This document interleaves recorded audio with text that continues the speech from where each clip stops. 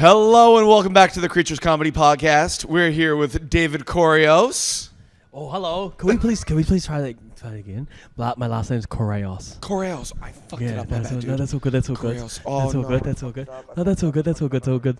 Correos. Oh no. I feel so bad. Oh, don't worry about it. Don't worry about it. Don't worry about it. Don't worry about it. No, I hate I feel no. Is it Desmarais? No. What is it? It is. No, Okay. you nailed it. Oh, okay. Correos. Yeah, Correos. Yeah. Yeah. That's not on you though. That's on me because I was just like, my teacher, my like fucking religious education teacher was like, oh yeah, it's Correos, and I was like, that's how white people say it. Okay, that's what we got to say. Is that now. what it is? Yeah, and so then I kept that up, and then James Roque went from being James Roque to Roque, and I was like, fuck, I should claim my fucking last name too. And it was like Correos, and then because I don't know, I just want like on that the up on the E, you know, like rather than down, because of the Correos. Yeah. Okay. Yeah, and so I was like, No, dude. I'll chalk that up to my dyslexia. no, it was But- me. No, it was me, bro. Because Okay. that's what when we knew each other. Back in like 2017, I was still like Correos, like just fucking everyone say that, and so it's my fuck up because I didn't do the big fucking Facebook post where everyone's like, "Hey guys, can you say my name like this, please?" But I don't want to make a thing of it, and now I have this is a shared moment around the world. Like, Oh my god. yeah, this is Okay, like- I feel like less like a fucking douchebag about Yeah, this then. no, Okay, no, I thought I no. was fucking it up, but no, so it was that, and then you had to go through a thing where you're like, actually, it's pronounced this way. yeah. Oh, that's so interesting. Yeah, man. but I didn't want to make a thing of it because I was like, oh, it's kind of No, actually, if you're happy with leaving this in, I Yeah. think that's actually such a good way to start the podcast. At first, I was like, yeah, let's cut that. I feel like a fucking asshole not knowing my guest's name. But I'm like, no, that's how you went. So that's how I knew you as. Yeah.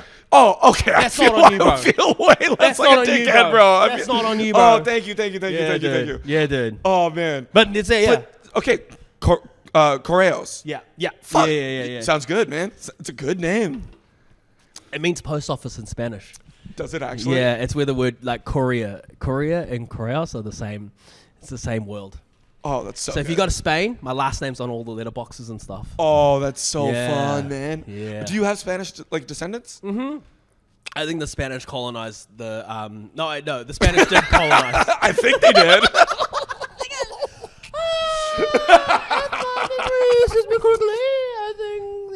Yeah, so we got colonized hundreds of years ago by the Spanish.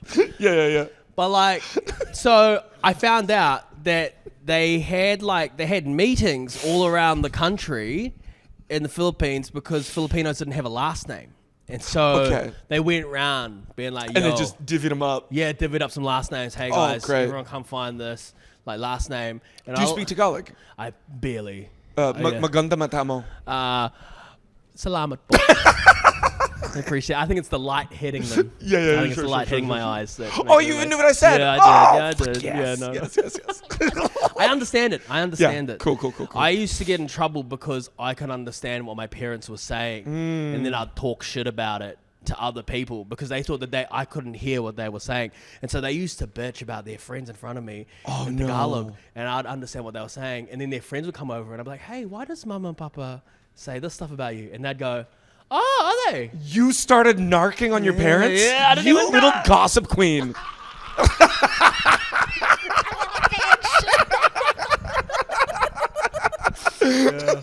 Oh man, it's so fucking nice to see you. I'm so happy to have you here. Yeah. Dude, I can't believe it's been 7 years. Has it been 7 years since you've been in the UK? Yeah, 2019 was, I guess, the last time. No, that's 6 years. 6 years, yeah. 6 years, Yeah, six, going 7 on years. 7, dude. Yeah. We're in October already. And that was, the last time that I was here. And it's so good to see you again too, bro.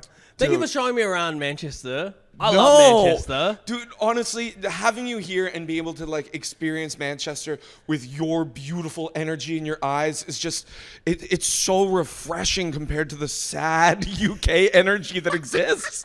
You come in with this ball of energy, you're like, oh my God, this brick on the road, it's wobbly and it splashes your foot when it's raining and it's so cool. It's like a minesweeper. It's great. And everybody's like, that's the bane of my existence. I hate it. that's a metaphor for my parents hating me. Oh, bro, okay, there's one thing I hate. There's one thing I haven't been able to talk about this yet. I don't know why people are eating cold pies here. The pork pie, Yeah. where you go to Tesco, they eat it. They're like, you gotta eat this cold. I think that's fucked up. Yeah. I think it's really fucked up. Because they're sad over here. Yeah, They and don't know the happiness of warmth. They don't feel like they deserve it. why Brett? why don't people heat up your pork pies here? Some people do, but it's just a rarity. It's like, say what sausage rolls, people have them warm and cold. So Yeah. you have sausage rolls cold as well? Yeah, you get them from supermarkets cold. Like, You get them from supermarkets cold. you get them from like Greg's hot. That's ridiculous. And then people get weird at me when I heat up a Scotch egg. Is that weird? Yeah, why? Why is that weird? I don't know why it's weird. Dude, I've heated up so many Scotch eggs in my time. In front of Brits. In front of, just by myself, and that was the problem. That was the problem. Was I'd heat it by myself, and then I'd put my fork in the egg, Yeah. and then the egg would just explode. You guys experienced this? I don't eat eggs. That's fucked up. That's fucked up. You're Why don't exploding you- eggs out here, that's- fucking mad scientist. Why don't you eat eggs? Oh, I'm allergic to raw egg whites, so we never Oh, really yeah. we never really had it as a family. And then when I was younger, I threatened to crack an egg on my sister's head. My mom took the egg, cracked it on my head. I broke out into a full body rash, and then she put me in a She didn't know what to do. She started freaking out. And she's like, "I'm a bad mom," and I'm like, "You are a bad mom. This is what you get." And then she put me in a bathtub of oatmeal, which is I think what you treat like skunks. But she's like, "This will make them feel better." And then we got like tests done, and I'm allergic to raw egg whites. Wow. Yeah. And I've never really had eggs. I don't eat like scrambled eggs, omelets, any of that. I don't mess with. Do you get the thing where like if it's in the food, you don't get as I'm like fine. like cake Oh, if or it's like cooked, yeah, it's good. Oh yeah. I just don't mess with like, crack an egg on me, I'll break out into a rash. There's not a lot of things that like egg whites are in. Cocktails, I'll stay away from the ones that they make with egg whites. That's really good because in my set I eat raw eggs in my set, and I if know. I perform in your club, I'm not gonna make sure I get that raw egg. That's one why on I'm you. leaving the continent. Like, I'm leaving the country from when you perform here. Oh man. No, dude, the stuff you do on stage, like, because you were doing that before, right? You were swallowing eggs. Yeah.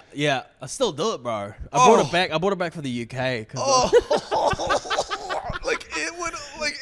That's probably the worst thing I could ever imagine doing. Oh, dude. Like, that would be torture for me. It was pretty, like, the thing is, like, I think I figured out how I could eat raw eggs in the shell.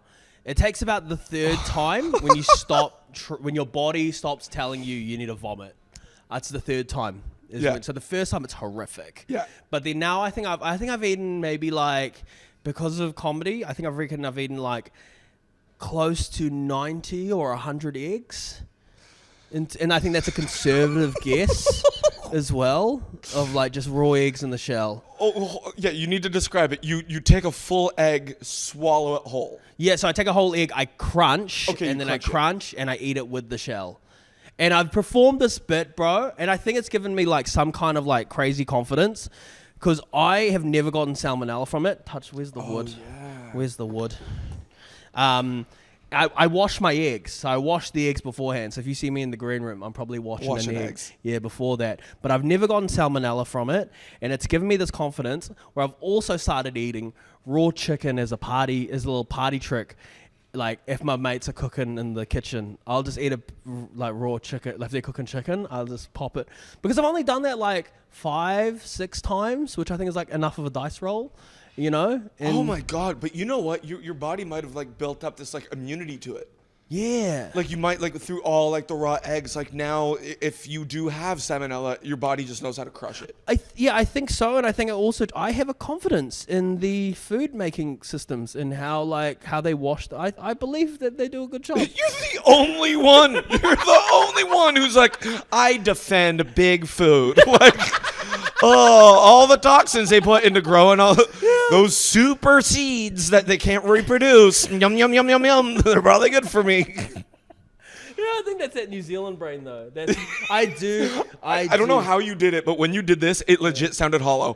Like, I don't know how you did it. That was so impressive. I don't know if you knocked on something else while you did it. It was like, holy shit, dude, you're a magician. You can hear how empty this brain is. What's going on in here, bro? Taking wild swings mentally and just thinking like it's fine. Dude, I bet you never get sick by the amount of stuff you've done to your body. I don't get food poisoning, but I don't know if that's only because I'm experiencing it so often. I think it's normal.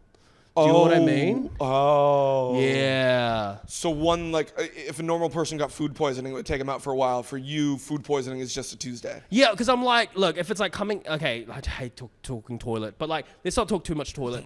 But like, I don't get nausea and I don't get like the stomach cramps type thing. I don't really get that, yeah. But if I was to be like, look at like my bowel movements and stuff, I'm like, oh yeah, this is a bit crazy. Oh, yeah. I get some rough ones too, but I'm lactose intolerant, so sometimes Yeah. when I like fool around within the dairy world, Oh, bro, if we ever had to do like a swapper set comedy show or something and you got mine, you would be fucked, dude. I'm not doing it. Oh my God, you have to do a swap a set with somebody and have somebody just eat fucking eggs. Jesus. No one in their right mind would do that. I don't think they would. Eric Andre, maybe. Dude, you're one of a kind. You are an anomaly. You are a unicorn that has flown over on a goddamn rainbow from New Zealand. You're phenomenal. Nobody's like you. Oh, You're the best human in the world. I love you. Thank you, Evan. That's very lovely. I do fuck shit on stage though.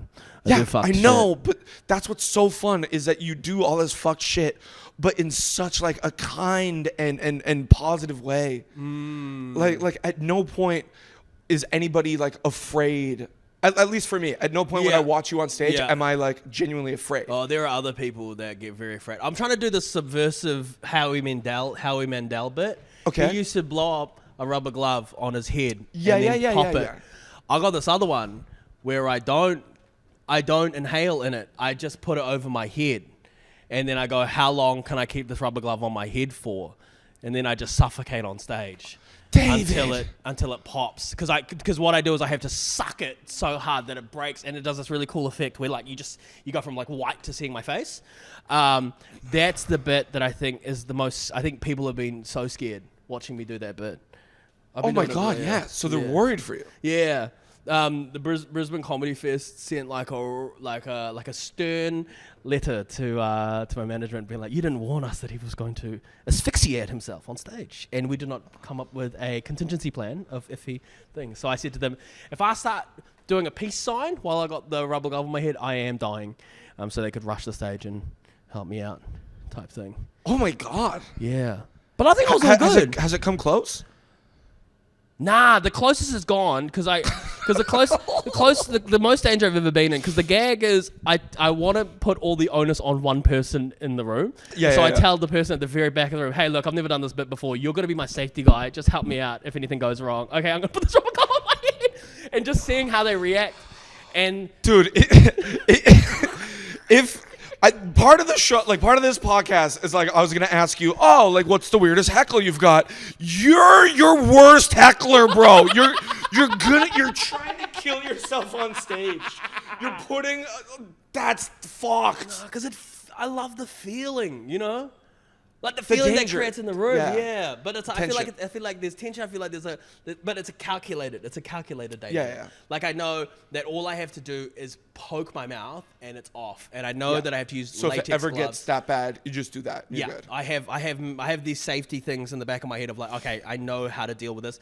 I always pop it when I know I still have at least 2 chest breaths in me. Like I'm never pushing it to the point where I'm like, okay, this is me mentally redlined. It's like a magic trick. Like I'm always make sure I'm in control. But this one guy at the back of the room, he rushed down the middle of the thing, pushed people to the sides, and then grabbed my head and pulled up. But he didn't just grab the glove, he grabbed my hair. So he was dragging me around the stage. And that was the scariest. I think that's bit's ever gone. Okay, because you were then in physical pain. Yeah, because I was like, someone was like pulling me by Yeah. But he's trying to save your life. Yeah, It's like somebody doing CPR on you. Oh, they broke a couple ribs, but yeah, they're trying to save your life. When the glove popped, I think everyone can see the real fear in my eyes, not from the glove, but from the guy pulling my hair. Oh man. Yeah, dude. How do you like come up with a bit like that? Like, do you look at like what Howie did and go, cool, I want to do the opposite of that, And do you like practice it at home first? Because like it's not really like doing a stand-up bit where you like write it out. Yeah. Or is it? Because there's like two comedy brains you can kind of go into, right? And I think the main comedy brain that I see with like joke writers is like that engineer, like the reverse engineering of going like, here's the punchline. How do I do the work to cover it up so they can get that punchline to work? You ask a comic, hey, does that bit make you laugh when you're writing it? And most of the time they're like, no, because it's like, I'm trying to figure out. To do a math. Yeah, I'm trying to do the math of the bit. I think I like digging into that because I think that's what wins like people over in my set, because they're like, oh, he can actually do comedy. Like he actually knows how to do this. But the stuff that I really love doing are the ones where I'm kind of walking and like visually I have an image in my head and I just can't stop laughing because the image is so funny. And then I start thinking about the feeling associated with that image. And I think, I was watching like Howie Mandel's sets, and then in my head, I was just thinking about Howie Mandel, and I was like, oh, what if he didn't blow up the glove? What if it was just up there? And then I also watched Nightmare on Elm Street, when Freddy Krueger goes through the wall and you see his face coming through. And I was like, then that visual like floored me. I was like, this is so funny. And then I do the comedy math where I go, how do I justify that being on stage? And it was Laura Daniel from Two Hearts who gave me the whole like, oh, you should ask for a safety guy in the room, because that'll justify more tension. Because I think if I just do the imagery, it just comes across too lol random. Like there's no reason for it to be on stage. And so I'm constantly just trying to go, how do I justify this being on the stage? And I think I don't always reach it. Yeah, when you have that guy, especially in a theater, it makes it so fun. Because like if you do it at like a small club and you're like, that guy, and he's like 3 rows away. Yeah. Like, no, right at the back. Yeah. That or real old. Like, find the oldest man. Just pick somebody disabled in a wheelchair, being like, you gotta come up here. They're crawling up the stairs. Oh my God. Oh man. No, but that's so interesting, because like I don't think it's just like building a set in that way of you find the punchline and you reverse engineer. There's so many ways to do it, right? Yeah. Because like there's so many different brains you can be in. You can be in like the clown brain. You could be in like the writer's brain, and like there's so many people who speak from the heart. Like there's like a rant where you have like a topic and like a passion, and you build and you write through that. Yeah. So you find a topic and you just expand and build. So do you, like, if you're writing, do you take one of your bits and go like, because like when you're writing a joke, right, you want to like kind of balloon it up and then shrink it down and make it tighter. So you want to add things and take it in different directions. Do you do that kind of with like the things you're doing, right? Like with the balloon, you're like, okay, well, what's the next level to this, and how does this work into the next set? Like the next bit. Yeah. Do you ever think of it that way? Yes. Or like, so I think New Zealand does it a bit differently because we don't have a big comedy scene there. Yeah. And I think the thing that really well, you have phenomenal comedians. Well, yeah, well, I think it's like the way that we kind of go for it is we all get taught at a very early point in our career, we have to write the hour. And so we write the hour. Okay. We write the hour at the start of the year, and then we spend the rest of the year bringing that down to about 10, 20 minutes. And that's how we get our like club set. So we're writing the hour to try find our club set for that year. And then I think what I've also noticed is in that club set, for me, it takes about 2 or 3 years, and that's when I find all the bells and whistles of like the tags and the little like boom, boom, booms. But if the bit is only like a year old, it's quite flat. It's still very flabby. And I think the only way that I kind of get it tighter is performing it so much that I get bored of it, and then my brain starts to kick in and going like, you need to fill in this little gap. Yeah. Kind of here. Yeah. But when you're writing that full hour, are you just coming up with like, let's say, look, at 60 minutes, you're like, okay, this 10 minutes, that 10 minutes, that 10 minutes, that 10 minutes. So it's kind of like, it's all pieced together that way? Or is there like a flow? Does putting like, you know, the glove on your head, does that inspire another bit?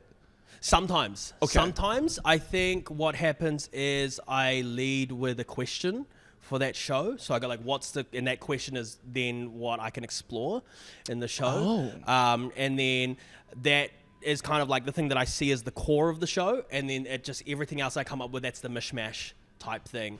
And then I really try to go off energy levels. So if something's been very high energy, now I've got time to be low energy, high, and that's where I'm trying to create my variation. And I think that's why my stuff comes across really lol random, is because I'm more focused on The energy levels. Yeah, the energy and the levels in the room, and making sure that you're still paying attention. And that's why it kind of comes across quite ADHD, because I'm like, I'm so scared that you're going to get bored of what I'm doing on stage. Yeah. So I have to like just run through So it. where do these questions come from? Is it something like in your personal life that you're questioning within that year of who you are? Or are you just like randomly picking a question and being like, this would be a fun show? Well, a couple of years ago, I was really getting into joke writing. Like I was like, Yeah. I need to figure out what joke writing is. Was that the pandemic? It was maybe 2 years after the pandemic. So around that kind of time. I was kind of like getting sick of just doing the big stuff because it felt so volatile. I felt like I didn't have any control of where the laughs were coming. It was too much on them. And then I noticed like I would write these one-liners and I was like, technically these are really good jokes, but there were no stakes in the jokes. No one gave a fuck about what I was saying. No one gives a fuck about an arcade joke. Like, why the fuck are you talking about this right now? And so that brought up the question to go like, how do I increase stakes in the room? How can I make you guys care about these jokes that you shouldn't really care about? And then that year I made a show where I had a paper shredder on stage and I was like, here are my 41 bits that I've written. I've got like 20 of these shows. If you don't laugh hard enough, I'm shredding this joke and you've just erased the joke from my festival show. Wow. And you give that as the onus at the start of the show, and people all of a sudden started leaning in and people were shouting, keep it. And I could feel them listen more at the top of the gag because they were like, is this shreddable? Like, is this worth getting rid of type thing? And so that then gave me a place to play, and I spent that season of that run just exploring, hey, what are these stakes? And then that led me onto the question, I don't actually like this. Were they real stakes? Yeah, it was real stakes. Yeah. Okay, so if they genuinely didn't like it, you would.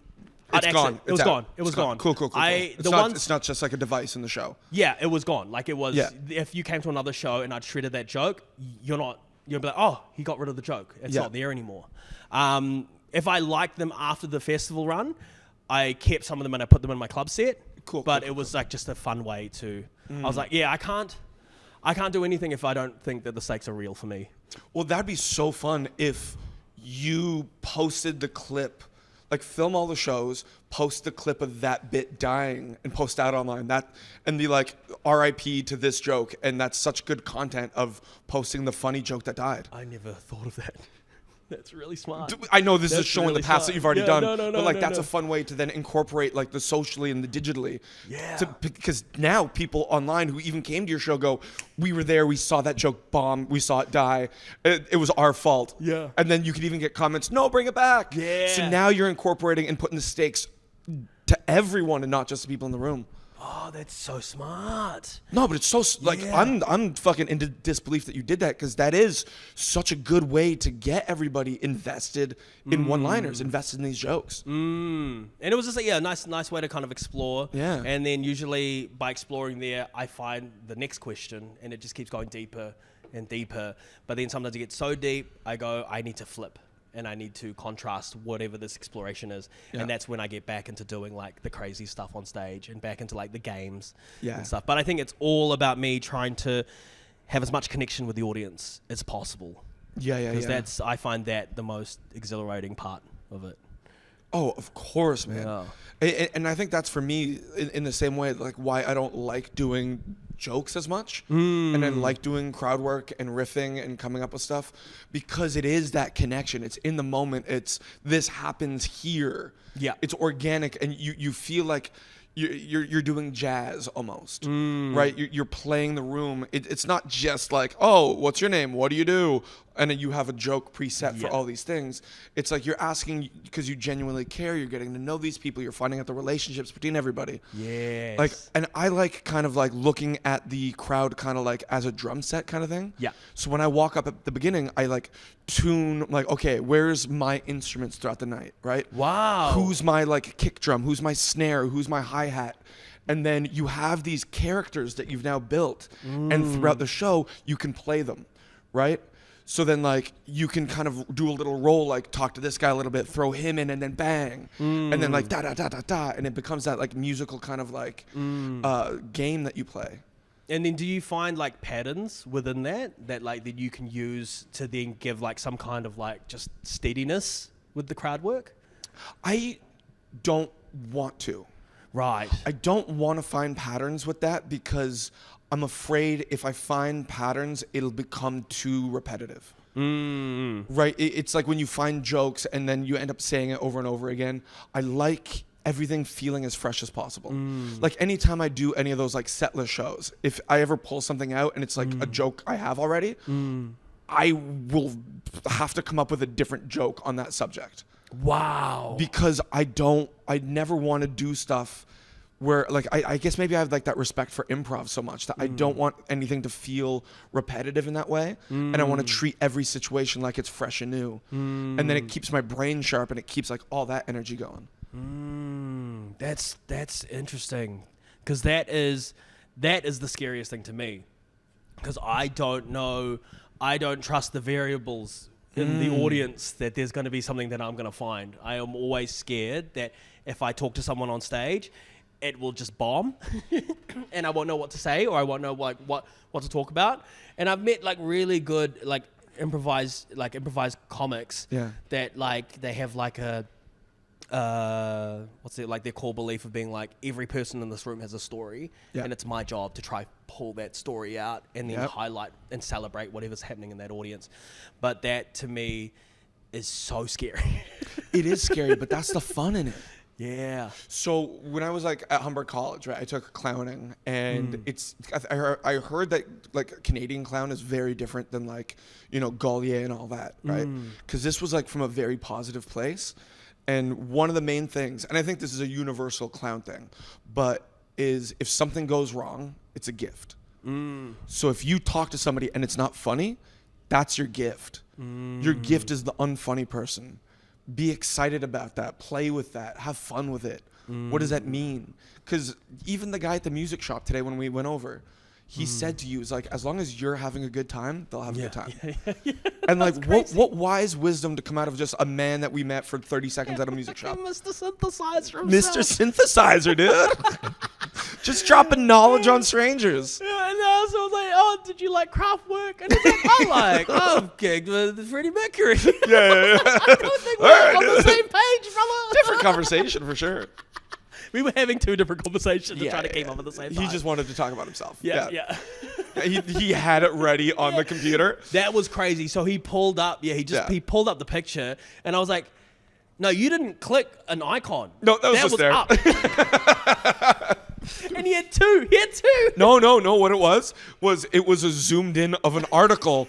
So then when we asked him more, he just zoomed up like, "Oh, you didn't think I was Mr. Synthesizer, huh? Yeah, read the headline." I'm like, "Okay." You got a little PowerPoint. Like, I just wanted my receipt. So he even said he didn't think I was going to be the Mr. Synthesizer. Oh, but he looks so happy. Yeah, he's so happy. He looks so happy. He's a lovely man. And like I always try, if we need like cables or anything, I'll try to do it from him. Yeah. Just because you want to support local. Why haven't you had any other comics and use cables on the stage yet? Why are you not getting too many? You're not getting too many music comics? No, we have a ton of music comics, but they have their own cables. Yeah. Oh, really? Yeah. Usually up to the DI is like where we support things, and then usually if somebody brings a guitar or they bring a keyboard, they have the cable to plug into the DI.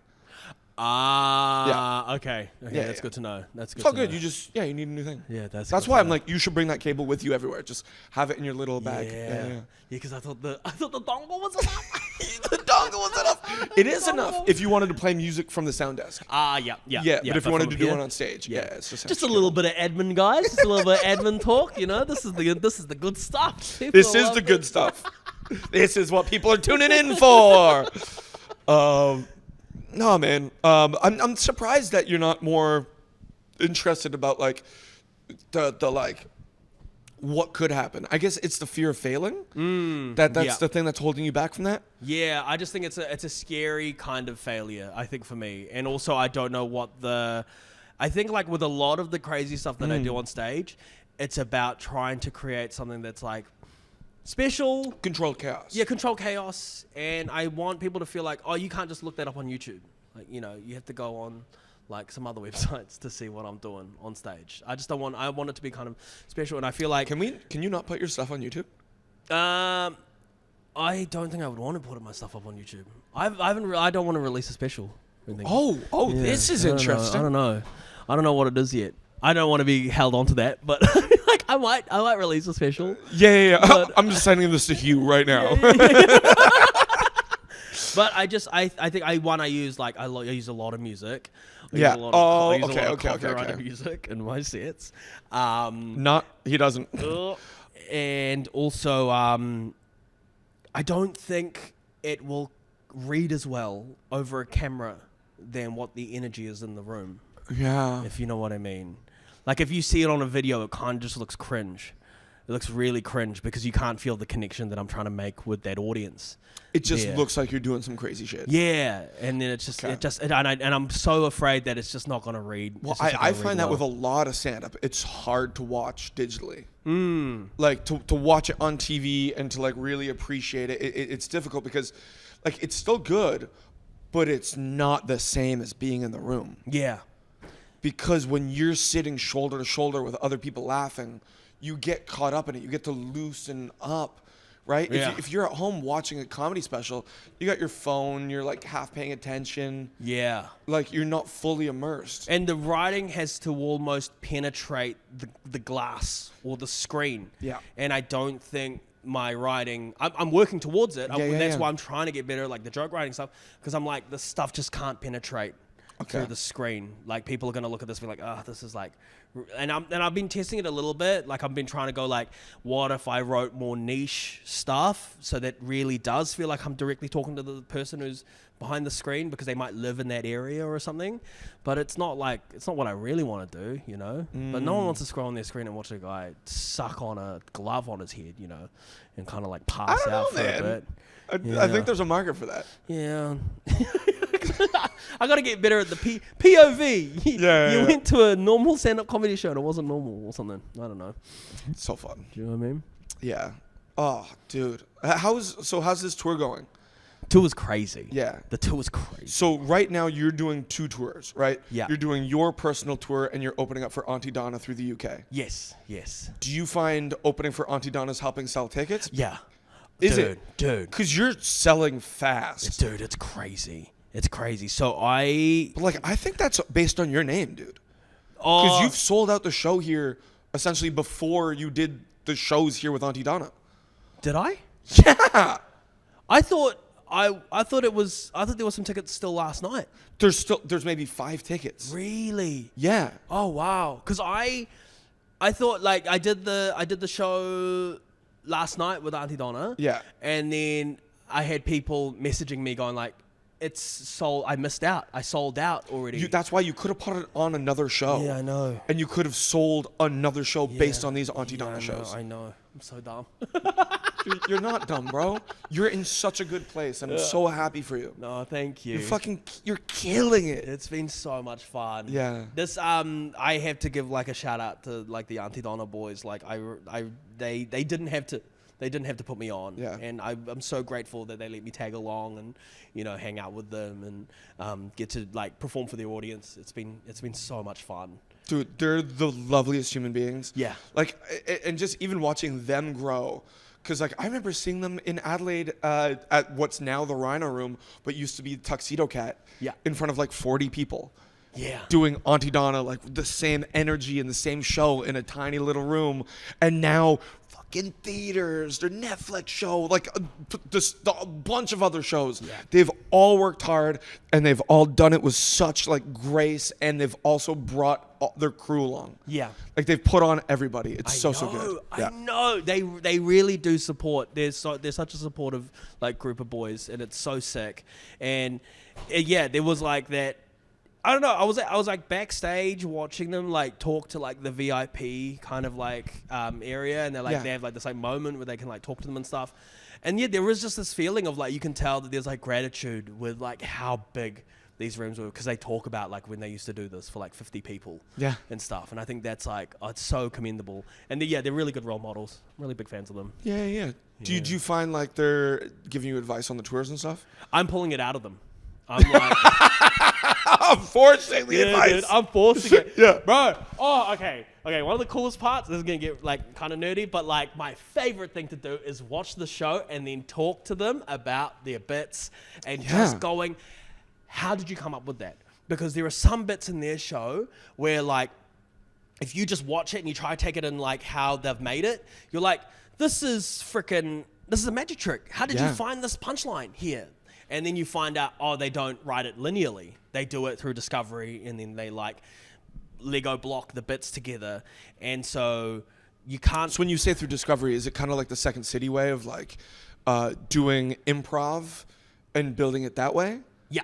Okay. Yeah. So I found out that they'll do like 2.5 hour just like improv sessions where they're just throwing shit at the wall and they're just playing the whole time. And I'm like, that's psycho. That's so psycho. Dude, that's how Second City develops their like review shows. Really? Yeah, so that's the whole style is they do improv, they find a scene that's really funny, and then they write it out as a sketch, and then they punch it up. It all comes from improv. Wow. Yeah. I just can't believe that you can do it for like 2.5 hours and like be finding stuff like that. Oh yeah. It's and really it's so good nuts. because you can just do it and you don't need a crowd. You just need each other. Yeah. I don't even know how you find like... But that's going to be so hard because you can't do that by yourself. How many eggs do I have to find before? How many eggs do I have to eat before I... Dude, if it's Easter, you're good. So yeah, just being able to see them like just talk to them about like how they make stuff. Yeah, because it's like so good. for them, that's an incredible role model. Because like watching that show over and over, I love doing tour support for people. I hate when people go on tour with somebody and not watch the show every night. Because I love that. I love sitting, watching the same show multiple nights, seeing what's changed, what's not changed, how you could fix something. Yeah. Like that's just how my brain works. Yeah, I love it. I've had some nights where like I've gone home after my set, but I found more than not, I've been staying at the venue and just sitting backstage and be like, I just need to see this. Yeah. I just need to see this. Or like there's like a radio in the room and you're listen to just, it. and I'm just like, I'd rather be here listening to this and figuring out, because you start to see what are the consistencies, where's the improv, and then it also starts to sit in the back of your brain and you start to percolate going like, oh, I want to start being influenced by this skill set that they're bringing into the thing. Yeah. And I think like, and I'm really stoked because I'm not good at imitating other people. Even when I try to imitate someone else, it's so like different. impressions? Yeah. It's so bad. And at first I thought that was like a weakness, but now I'm like, oh no, that's what can breed originality. Because no matter, I can trust that like, if I try to cover someone else, it's going to be so different. Well, I don't think like there's nothing wrong with like taking inspiration from other people. You're not like lifting punchlines, but if you're taking like the work ethic, how they do something, how they build something, like there's nothing wrong with that. No.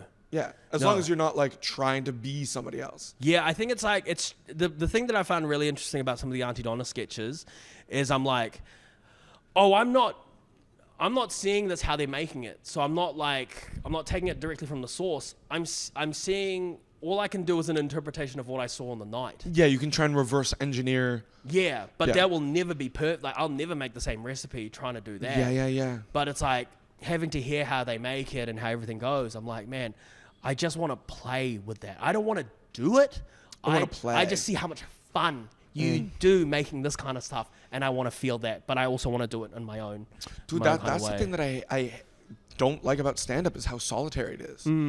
Because like it becomes a lonely endeavor. Whereas like doing improv, being in a sketch troupe, like that kind of stuff, you have partners in this world. You have people who make you laugh every day. Because like I love you being here. You make me laugh so much.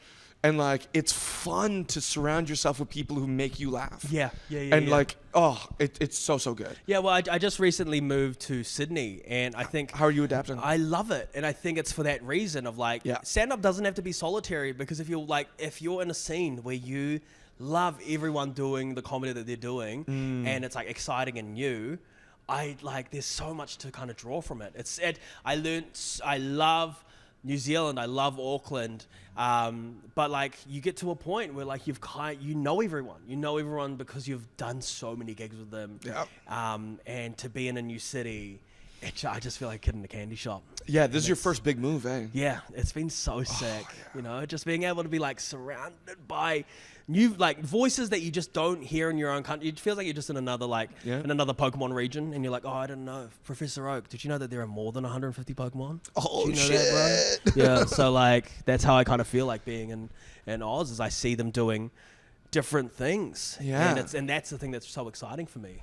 Dude, that was the same eye-opening experience I had when I first started going to Australia for the Fringes, because I get over there and I'm seeing the birth of Aunty Donna, Sam Campbell's, like all these guys that I'm doing gigs with at that level who have now become these like massive, like world-dominating comics. Yes. But like, just being able to be exposed to that and seeing how they create, you need to leave your scene. You need to go to other communities. You need to be able to see what other people are doing for inspiration, but as a comic, but also as a fan. Yeah. As somebody who genuinely loves comedy, it's so good to experience that. Yeah, because I think like it kind of gets a bit muted. You're like, oh, I've kind of seen this. I've seen this thing done.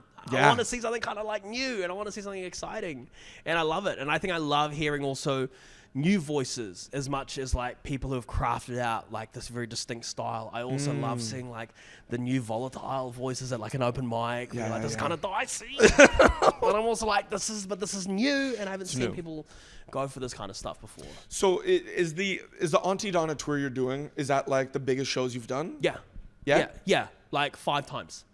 That's so I think sick. 5 times. So what's the biggest show you've done, or what's the biggest show you're gonna do on tour with them? Literally, last night was the biggest show I've ever done in my life. Really? Yeah, 2,500 people. Dude, that's amazing. Yeah, What did it feel nuts. like? It was the adrenaline was so high, I started disassociating in the way where I was saying the gags because I know the rhythm of the gags, but what I was really saying was, oh man, those seats go all the way back. Like I've never seen this many rows before.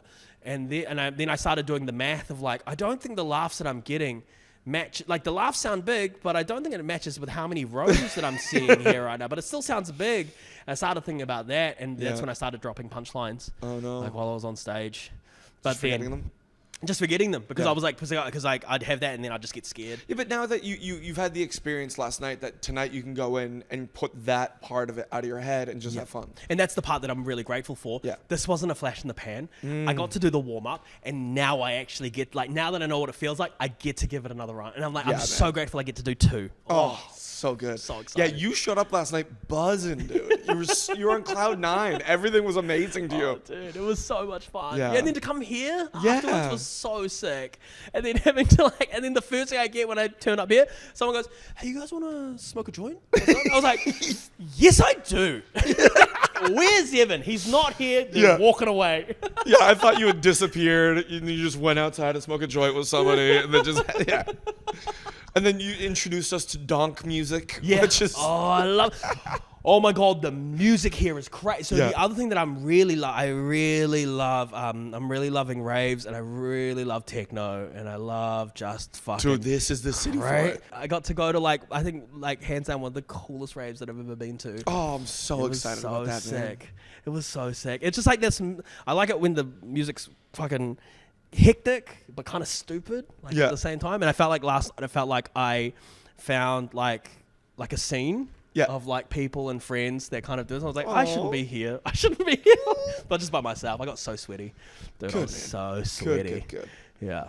All right, well, look, the last thing I want to ask is where's the weirdest place you've done comedy? Weirdest place? Because I know in New Zealand there's only so many gigs, so there's got to be some like weird places you've ended up. Yeah, one of the weirdest ones was I did comedy on a steamboat for a cocktail party.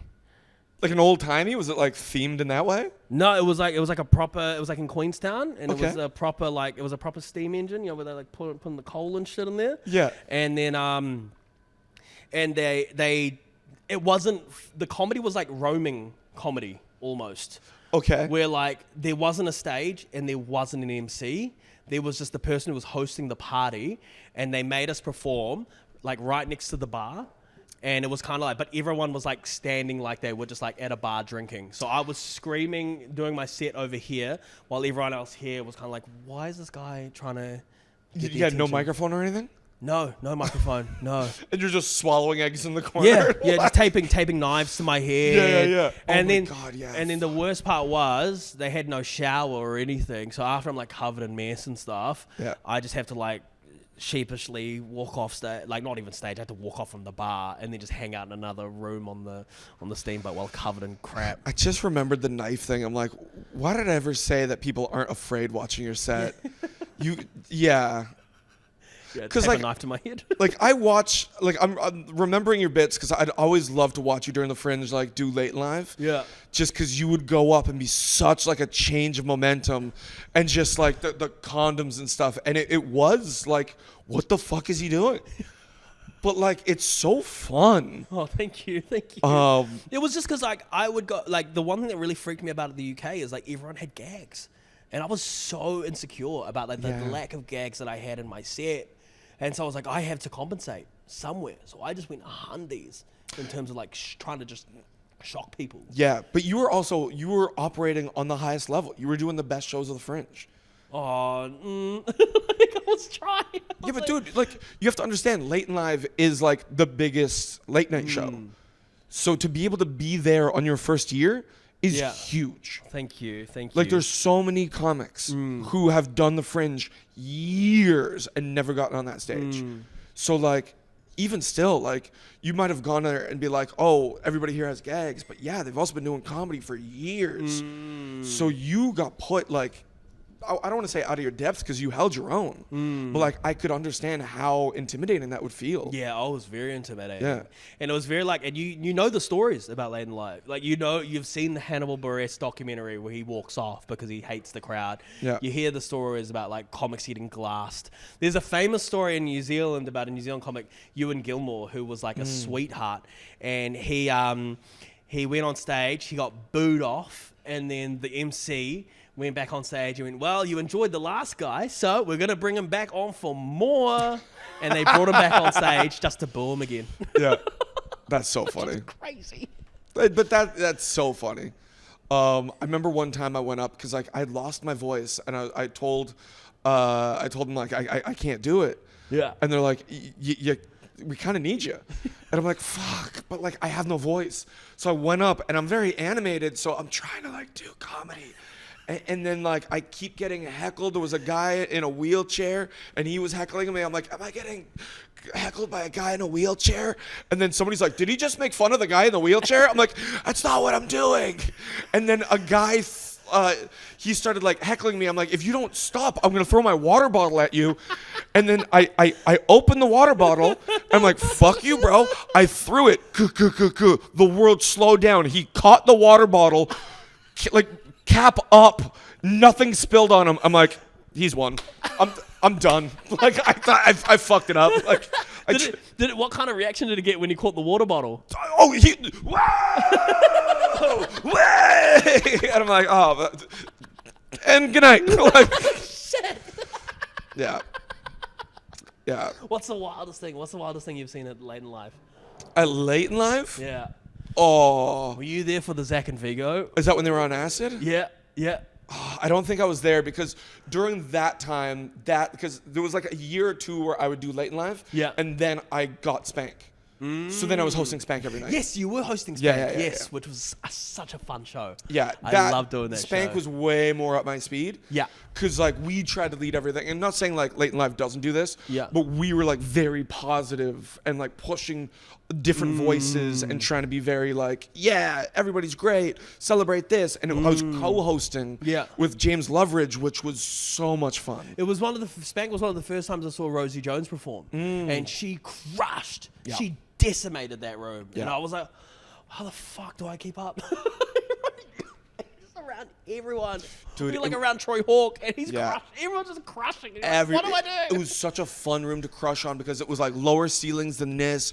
You had like 300 people every night of the week from midnight till 3 a.m. Yeah. And it was so fun, man. Oh, dude. The naked spot. And then we'd have like... The naked spot. Dude, we had sketch troops, which like couldn't really do Late and Live. Yeah. So we'd have sketch troops. We'd have like burlesque performers.